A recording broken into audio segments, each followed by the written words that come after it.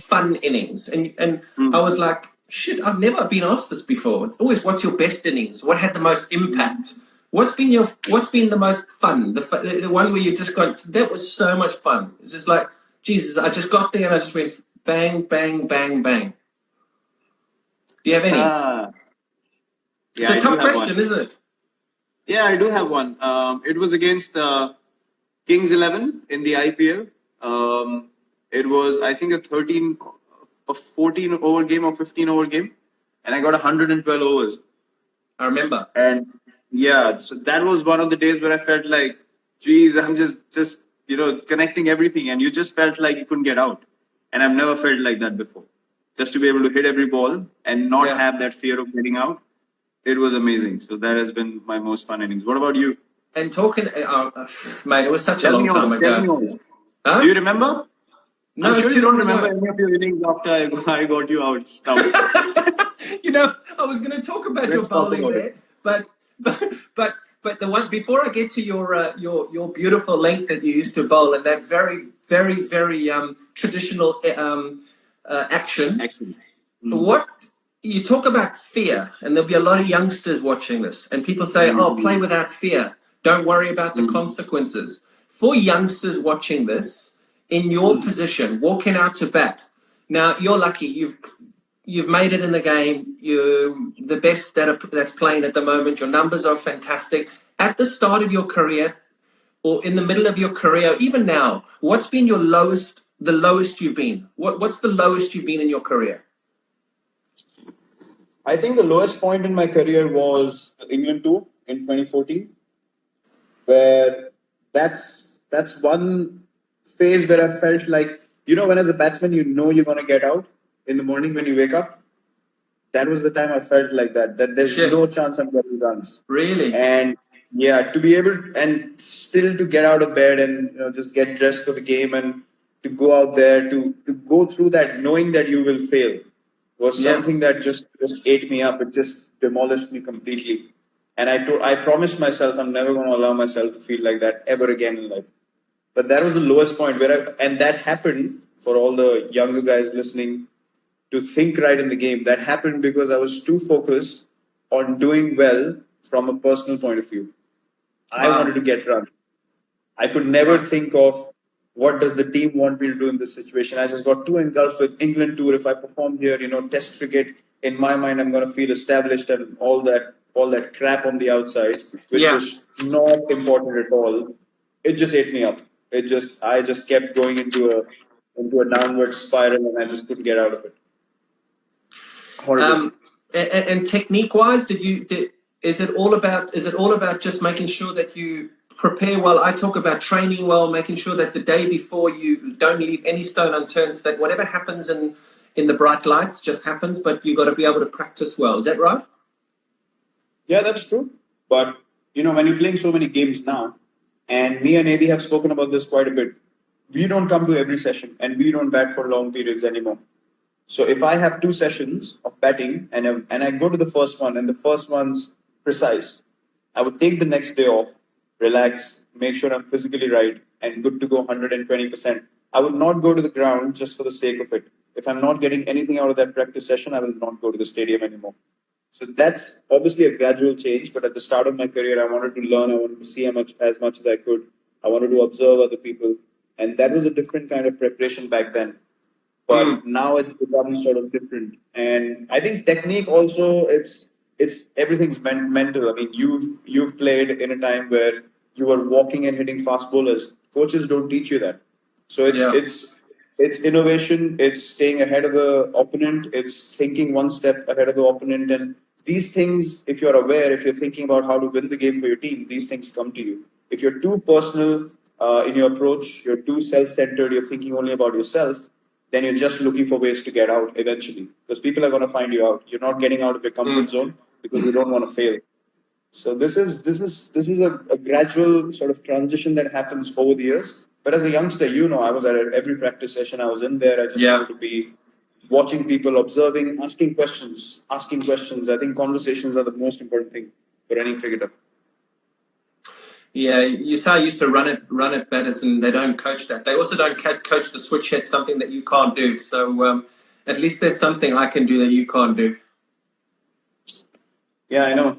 And something that you will never be able to do, and I did, which was to get you out. That's where we're moving on to now. I want to tell every single person watching this that I mean I would love to show you our WhatsApps. He's mentioned about 75,000 times in the last 3 or 4 days since we said we'd do this interview. When can I talk about how I got you out? When can I? And I can't remember.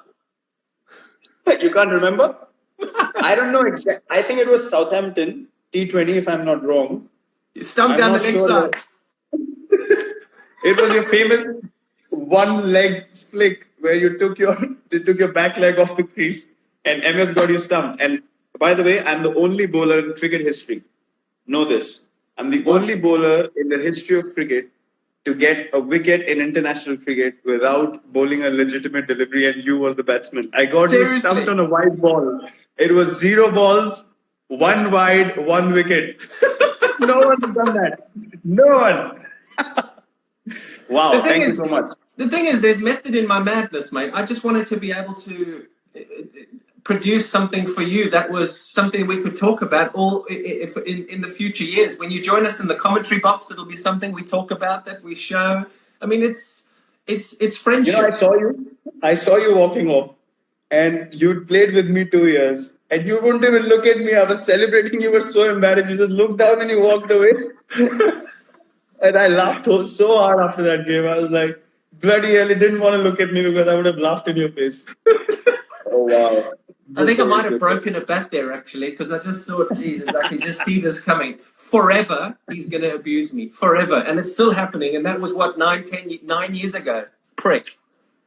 The thing is, as well, it's MS too. So, I mean, we were having some fun with commentary with MS a few years ago. And, Jesus, he never got me out. So there's a lot of people who'll be watching this too that always say, "Oh, you're MS Dhoni's first Test wicket." I referred it, and it was not out. Remember? Yeah. And they were, "I'm your first Test wicket. I'm your first." He even fucking said it on commentary when I was interviewing. Look, the thing is, MS has a point because it came up on the stump mics, but nothing came up on the hotspot. So he has a point. Bullshit. Don't you start backing him. Yours was out. You got me out. He never got me out. Mine was legitimate. You can never question that. Yes. You didn't even look to go back. You just walked off. No, I was never getting out to MS. To you, I don't mind. But at least that action, I could at least sort of talk about. Well, I didn't really pick it up. It came at an angle. It came at that kind of angle. MS had a bit of a conventional thing, so I was like, I cannot get out to that. That is filth. That is the fast bowling. Who's the best? Who's your favorite batting partner? Before we'll finish off with fans and social media now. Mm-hmm. Who's your favorite batting partner? Favorite batting partner? 2 people that I've enjoyed the most batting with. I love guys who can run really well and who understand my calling and intent to run. So I think MS, when playing for India, we've run the best together, and AB otherwise. I mean, AB and me are like, we don't even need to say anything. It's just the partnership flows. We don't talk cricket as well in between, and it's just amazing. Yeah. Brother, I've got a load of stuff here that I just want to go over, fans, social media, and I mean, I suppose we play to entertain. We play for the fans.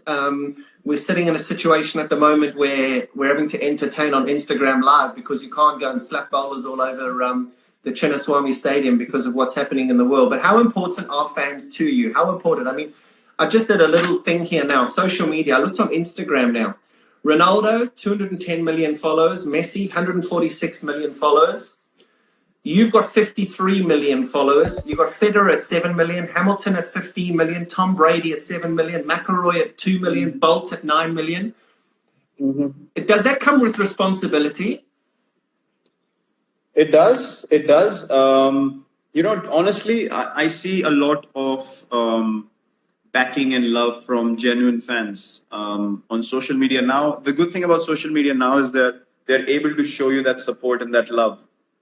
in times that other people are not really willing to. So I think I felt this over the years that, the number of people that like you and that appreciate what you do, their intent, their energy, it really motivates you and it pushes you in the right direction, to be honest. Because without their contribution, without their energy and them wishing well for you, you wouldn't be able to do what you're doing on a daily basis. There's no chance to be able to get this motivation every day. You walk into a stadium, people are just shouting your name, 30, 40,000 of them.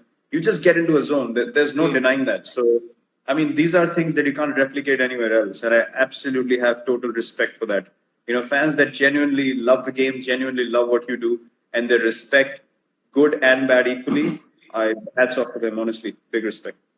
I tell you something, you talk about the fans going crazy. I mean, when you walk on the field anywhere in India or wherever, I mean, it's chaos. And I remember playing with Tendulkar, with Sehwag, with UV and MS, and it being exactly the same way. One thing I will tell you is that when that happens now and you say you get into the zone, just appreciate it. Because if I think there's one thing that I miss, I remember playing all those days and you walk onto the field. I remember just playing at the Ferocia Kotla for Delhi and having that one bumper season. And for the rest of the time, it was just like every time I walked out, KP, like you've got to just, you really have got to just, you've almost got to just bottle it up and just remember it because, dude, those are the best days of your life when people are going crazy like that. Absolutely. I totally agree with you. I think these are things that one needs to appreciate. We are a bunch of the lucky few that get to experience this. The pool. I see the current situation where people don't have jobs. They're struggling on a daily basis. Yeah. You can't have any other feeling than to be grateful. Just have the most amount of gratitude you can because God has put us in a place where we don't have to go through those moments. And if in this place as well we sit down and complain about things, I don't think that that's fair. So, just looking at what's happening all over the world, it just makes you feel, where was I really heading? Which direction does my life really want to go in? And I think this time will really make us all reflect on it. So, yeah, this is indeed a blessing that we have. I'm going to finish off now. We're going to finish off just with some fans' questions. I went through a load of them. There's about 5 or 6 here, and then I just want one other thing, and then you're done and dusted. You can go back to sweeping the floor and mopping your bathroom. Ronaldo or Messi? Ronaldo. Why? Work ethic, drive, passion, all the crap, noise on the outside, deflect it, move ahead, know what you need to do, and just get done. Will you shave your beard off? No, never. Why? Chico. No, I don't have cheeks anymore, but Chico. I look horrible without a beard, so I would never have shaved it off. Never. Favorite destination to go with your missus? No cricket. Favorite destination? No cricket.